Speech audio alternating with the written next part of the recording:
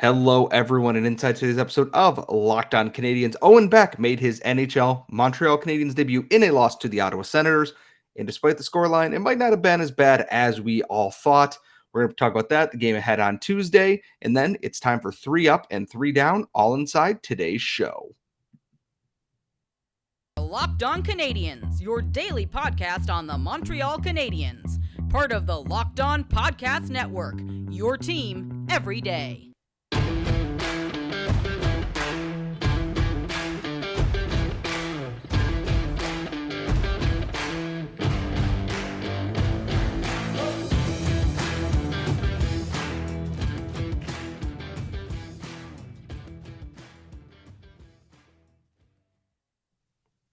Hello, everyone, and welcome to episode 774 of Locked On Canadiens. This episode is brought to you by FanDuel Sportsbook, official sportsbook of Locked On. And remember to make every moment more. Visit FanDuel.com/LockedOn today to get started. I am one of your hosts. I am Scott Matla, and I'm joined, as always, by the active stick, Laura Saba. And Laura, it was a Saturday of highs and of poop as Owen Beck made his NHL debut for the Montreal Canadiens in a 5-0 loss to the Ottawa Senators, which is not ideal under any circumstances whatsoever. Great for the tank, maybe, but everything else bad.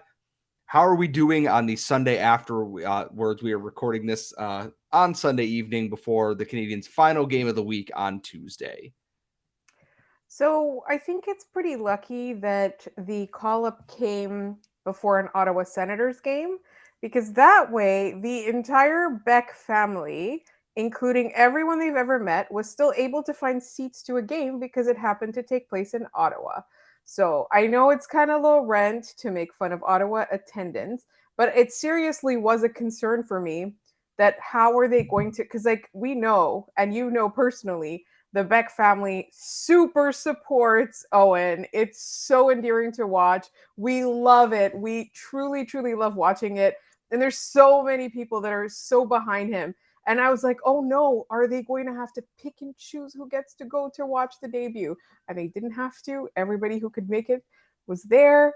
It was so heartwarming to see. And so, I think in terms of Beck's debut, I'm going to be honest, he did look nervous at times. There was a little bit of uncertainty in his game, which we're not used to seeing in the OHL. But first of all, he's technically a second-round pick. Second, he's 18 years old. I don't think that necessarily, I think that it's an early call-up. It's an earlier call-up than he would have gotten if his career trajectory did not involve all the Canadiens' injuries that they're currently dealing with. So I do think that all things considered, he didn't play badly. That's not at all what I would say. But as you said on Friday, we needed to adjust our expectations. He wasn't going to come in and beat the world in 1 second in the first moment. I thought he held his own really well. I thought you could see the jitters is all. So I think now that that's out of the way, and obviously he got sent back down to the Petes because they had a game today. I think now that that's out of the way, I feel like if they were to use an emergency call-up on him again or going forward, the closer we get to next year, the more likely it is that they will give him more opportunities at the NHL level, potentially a permanent opportunity at the NHL level. We don't know what's going to happen. I think that now that that's out of the way, he can start building on that. I was still very happy to see him. I loved when the camera was panning to the Beck family and his mom was so emotional. And it's such a feel-good story because I got to tell you, the rest of the night wasn't so much. Yeah, like the possession numbers and everything didn't look good. And I'm looking at Natural Stat Trick now, and it's like the Canadiens didn't play well overall in this game, which is concerning in its own right, considering Ottawa had played the night before. I'm not obviously going to draw some grand conclusion about Owen Beck from this game because he was not making or breaking the Canadiens. I do think overall a 5-0 scoreline kind of hides a little bit of some puck luck that didn't go the Canadiens' way. They had goals that bounced off of guys, and the biggest thing is in this game, they hit 5 goalposts behind Anton Forsberg.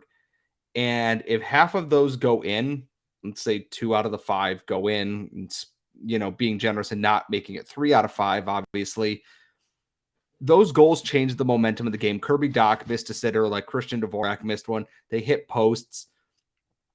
I'm not super worried going into Tuesday because every time the Canadiens have had a stinker of a game like this, their next effort has a lot more energy to that. And that's kind of what I'm anticipating on Tuesday night because this week the Rocket don't play until Friday. So there may be a reinforcement coming there. Maybe it's Sean Monahan. We don't know. It's the last game before the All-Star break. Go out and give it your all there because you get, a week and a half off at this point. Then they don't play again until February 11th. So they got almost 2 weeks there. I expect a better effort. I assume Jake Allen will probably get the start to give Montembeault a little bit of a break. I wouldn't be shocked to see this flip the other way. The Senators are a very dangerous offensive team. That's always been the case.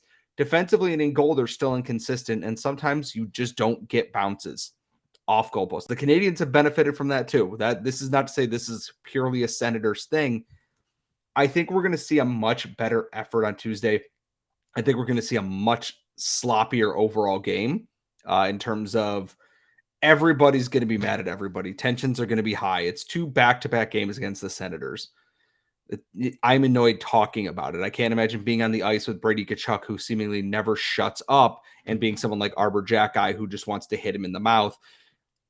I think Tuesday is going to be a lot more fun, and we'll obviously preview a little bit closer depending on what the lineup looks like and what we know for roster news in and out of stuff here, just because who knows? There's a lot that could happen this week. Maybe because they're playing in Quebec, they use another emergency recall on somebody we don't know. There's still all of Monday to decide what they're doing with that and what they're going to do on Tuesday, and we will handle that as we go. Laura, do you have any parting thoughts before we get into our usual Monday segments? I think I'm good. I just I want to see a little bit. I just want to see a win against the Senators, just because I like it better when we're happy and their fans are not. That's all. Yeah, it's like go out on a strong note. Is that you're still in the bottom, 6 or 7 in the NHL at this point? It was a great night for the Tank with other teams winning. Don't get me wrong, but sometimes you want to have a happy Saturday night, hockey night in Canada-wise, and they didn't have that. But that's fine. It is what it is because in the grand scheme of things, getting a top 4 or 5 pick is still the end goal of this season. We'll see what happens on Tuesday. We'll preview that closer to the game when we get there. But it is Monday, and that means it is time for 3 Up and 3 Down, where we talk about our 3 risers and our 3 fallers in hockey, the Canadiens, and everything around the league. And that's all coming up next. But first, one of our next partners is a product that I use every morning because I like to get my morning started off on the right foot, and that is Athletic Greens. So, and if you're wondering what Athletic Greens is, with one delicious scoop, you're getting 75 high-quality vitamins, minerals, whole food source superfoods, probiotics, and adaptogens to help start your day right. It's a special blend of ingredients that supports your gut health, your nervous system, your immune system, helps give you more energy, helps you with recovery, focus, and aging, all of these things. And it's so simple. It's just 1 scoop in a glass of water in the morning. First thing, getting ready in the morning, mix it in there, take your Athletic Greens, and get started on the right foot. And if you're vegan, dairy-free, gluten-free, you don't have to worry about any of the ingredients in that because Athletic Greens was created with that in mind. And if you're like me and you don't get enough sleep or you need more quality sleep, Athletic Greens helps support sleep quality and recovery. And it's one of the best parts about that. And right now, it is time to reclaim your health and arm your immune system with convenient daily nutrition. Just 1 scoop of cup in water every single day. That's it. There's no need for a million different pills and supplements to look out for your health. And to make it even easier, Athletic Greens is giving you a free 1-year supply of immune-supporting vitamin D, great for those winter months, and 5 free travel packs with your first purchase. All you have to do is visit athleticgreens.com/NHL Network. Again, that is athleticgreens.com/NHL Network to take ownership over your health and pick up the ultimate daily nutritional insurance. We are back here at Locked On Canadiens, and it is Monday. And everyone who has been following the show for a while knows what Monday means. That means it's time for 3 Up and 3 Down. And we always start with the down because we always want to end the week on a positive note because we are a ray of sunshine in your winter cold and blizzard snow, or at least I hope we are. If we're not, I don't want to know. Please and thank you. Starting on the down list this week, Laura, we're going to come in real hot and spicy here. here. The Canadiens All-Star, Nick Suzuki, does not look like himself. I am very certain he is playing injured right now, among many other people on this team. I feel like it is impacting his play, and that makes the Canadiens worse off. I'm not fully blaming Nick Suzuki, being like, he's terrible, he's garbage, blah, blah, blah. I am worried about him playing injured right now in a meaningless season when it's okay to take some time to recuperate. And if he's out for the season, well, just add it to the list of other horrible things that have happened. But I want him to rest and recuperate because he is one of like 3 pillars on this team that they really need going forward, especially in the next year where they're expected to take that step forward and make that progress. I don't like that he's playing injured, and I also don't like that he's injured and clearly playing through something, whatever it is.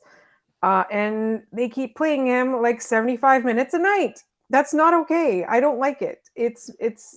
I think he's the kind of player, though, that he'll insist on doing his part.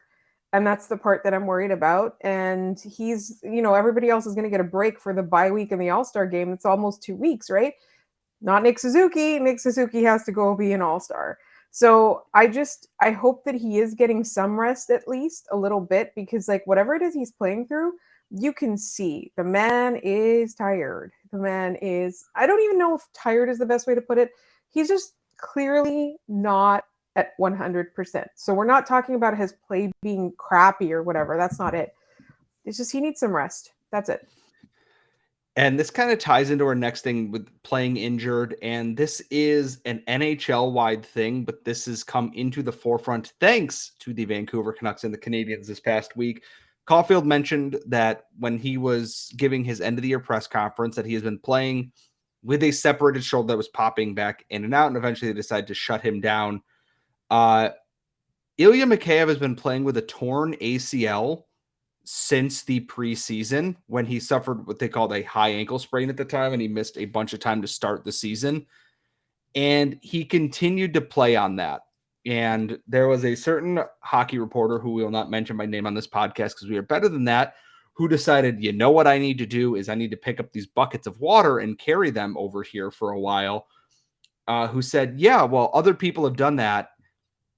That doesn't make it okay. And a torn ACL is not like, oh, I've sprained one of my ligaments in my knee where you can stabilize it in a certain way. The ACL is one of the main 3 ligaments in your knee, and having that torn destabilizes your knee, which then if it shifts and, injures the other ligaments, your MCL, your PCL, or LCL, whatever that, it just sets you back even further.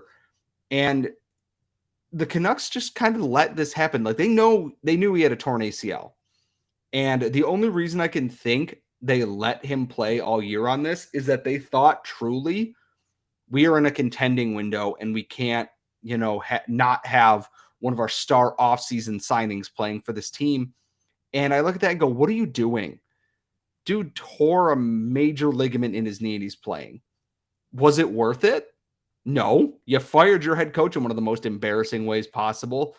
And this is not just a Vancouver Canucks thing. I'm sure there are many other teams who are playing injured players right now.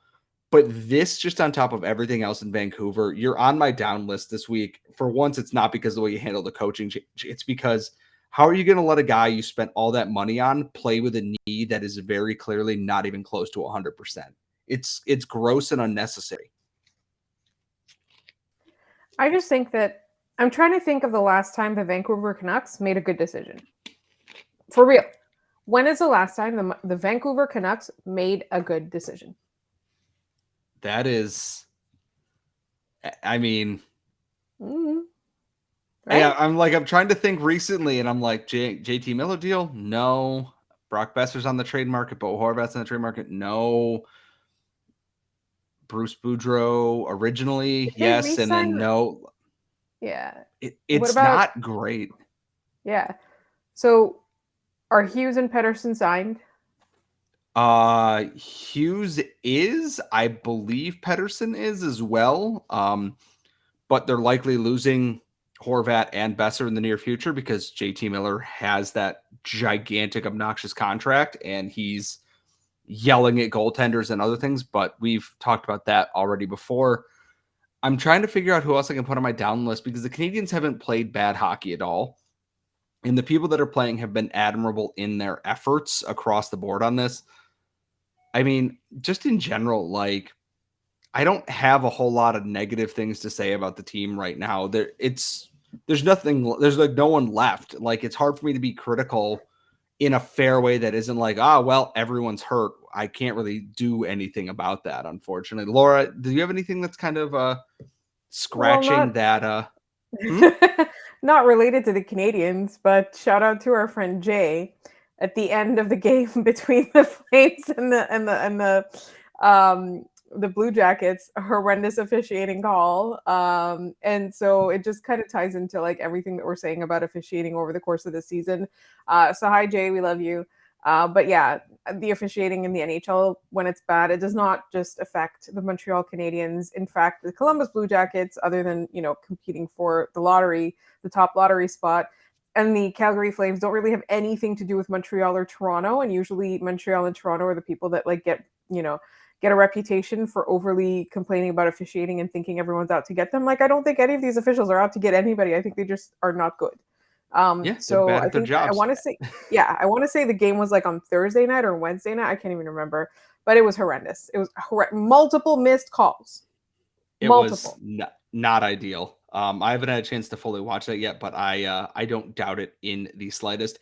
And we're going to transition out of our down segment. We're going to get into the ups. We have a lot this week inside the NHL and out, and we're going to get into all those coming up next. But first, as we mentioned off the top of the show, today's show is brought to you by FanDuel Sportsbook. And this year, the only app you need at your Super Bowl party is FanDuel, America's #1 sportsbook. And we're really excited about our new sports betting partner for Locked On because they're the #1 sportsbook in America. That is FanDuel. And if you're new to FanDuel, that's even better because they have so many great features that make betting on sports super fun and easy. All you got to do is download FanDuel now, and you can bet Super Bowl 57 with a no-sweat first bet. You'll get up to $3,000 back in bonus bets if your first bet doesn't win. And FanDuel lets you bet on everything from the money line to point spreads to who will score a touchdown at any point in the game. Honestly, right now the Eagles are in there. It's really hard to argue against how well Jalen Hurts and them are playing. Go Birds, etc. And the FanDuel Sportsbook app is safe, secure, and super easy to use. And best of all, you get paid on your winnings instantly. Like I said, I've never been the biggest sports betting person, but I've helped people place hockey bets and everything else using FanDuel. Super simple. And if I can figure it out in no time, so can you. So to join FanDuel, go to FanDuel.com/locked-on to claim your first no sweat bet on Super Bowl 57. That's FanDuel.com/locked-on. And remember, make every moment more with FanDuel, official sportsbook partner of the NFL.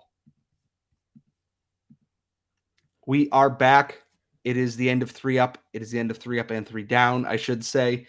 We're going to get into the ups, and we're going to get the first one out of the way here because this is super easy, and I think everyone would be not surprised to see this here. Kirby Dach. Kirby Dach has been everything so far the Canadiens fans were hoping for. Our good friend Ian Boisvert of The Build and Rabbit Habs has talked about this a lot in that we were unsure what we were going to get from Kirby Dach this season. And I think we've seen exactly why Kent Hughes was comfortable trading a 13th overall pick and Alexander Romanov out of Montreal to land Kirby Dach. He's really come into his own as a center. It is no longer he and Nick Suzuki have to be together to operate. It really does kind of set the mind at ease to watch how well Kirby Dach's playing and likely playing through some kind of injury as well. Thanks, Radko Gudas. It's hard to not be impressed by Kirby Dach right now, and I'm really glad that Hughes has made this deal. And yeah, things can change, but as of right now, huge fan of Kirby Dach. And that's the thing. Like, if you've noticed, we've had Kirby Dach in our up for the last few weeks in a row. This is not the first time. This is not even the third time. Like, we've been consistently impressed, and we know that he's playing through something as well, given all the therapy days that he's taking and all of that. So even at not 100%, Kirby Dach still continues to be impressive. And I'm very happy with him. I have to say, like, I cannot complain at all about the way that he's played, and I cannot complain at all about this trade. I mean, I honestly just I think that he's going to be so good. In fact, one of our listeners, and I want to say from across the pond, don't yell at me if I'm thinking of the wrong comment, on YouTube said that it's possible that he might even like supplant Nick Suzuki as the number one overall, depending on how things shake. Sorry, the number one center, depending on how things shake out in terms of line mates and size and development and all of that. Like you have to remember that these two guys are still in their third seasons, right? So there's still a long way to go, and I do think that Nick Suzuki has a little bit more in terms of the hockey smarts. I think that Kirby Dach has some things in his raw tools that Nick Suzuki doesn't have. But it's really interesting because now we don't know where the Canadiens are going to pick. And you could end up with a top 5 pick as your center, and then followed by Nick Suzuki and Kirby Dach, followed by the other one of Nick Suzuki and Kirby Dach. Just imagine this lineup 2 to 3 years from now. So it's really cool. It's really fun. I like it's good to have something to look forward to, a breath of fresh air in this season. And you just like look at Kirby Dach's contract, and man, is it economical. And that's the thing, is that allows them to slide in someone like a Beck. Jake Evans is still obviously here. Whoever they draft in this draft, Christian Dvorak is still here, even though I think he will likely be moving out this off season, potentially post NHL draft or at the NHL draft. Who knows? His contract allows them flexibility, and if need be, they can move him to the wing too, and he's just as effective. It's pretty effing great. I'm not gonna lie to you. And to go the other end of things, a guy who was a 7th round pick, not really heralded as much of anything, drafted as an overager, but all he's done is win and compete at every level. Rafaël Harvey-Pinard on that Canadiens 4th line with Belzile and Michael Pezzetta continues to be fantastic. Even against the Sens, they had good looking possession numbers. They just work. And I get, yeah, it's 4th line minutes and whatever, but they're crushing those minutes that they are playing there. And keep them together when, bodies come back, you got to send guys down, figure out a way to put it back together again. Because it's honestly one of the fun parts going here is, can Alex Belzile get his first regular season NHL goal? Can Harvey-Pinard finally, secure a spot there? And I think, honestly, yeah, he can. And he's showing that he can. He's absolutely a guy I would love to have in the bottom 6 next season because he just works hard. He's on the penalty kill, blocking shots. He's out there scoring goals. He's doing everything you can ask of him. What's not to love about our RHP right now? Like, truly. 7th round pick, almost one of the last picks in the draft, drafted as an overager, Memorial Cup champion, was a huge part of that Rocket run last year. He played a season in the AHL and got a letter immediately over veterans. It's hard to not love the kid, and I want to see him continue to succeed here in Montreal. Yes, I absolutely agree. Like I'm 100% all in on RHP, and it's weird because I honestly didn't think all that much of him, to be honest. I really didn't. I was like, oh, whatever, just an afterthought. Like sometimes, when you forget those late round picks, you're like, oh, the Canadiens drafted a guy, right? Or whatever. The Canadiens have the rights to this guy. And it was not in any way like reflective of him. I was just kind of like, and then he amounted to something, right? Which is so cool to see. And like Scott was banging the drum way back when, and I was just like, yeah, whatever. But now I just kind of have to be like, okay, this kid is really impressive. He's not even a kid anymore. I was going to say, it's like he signed an AHL deal for 1 year and then earned an entry-level contract out of it. Like, dude works hard. And speaking in the realm of short kings, the last up is split between 2 NCAA short kings. Sean Farrell lighting up the score sheet again for Harvard, and Lane Hutson lighting up the score sheet again for Boston University against Boston College.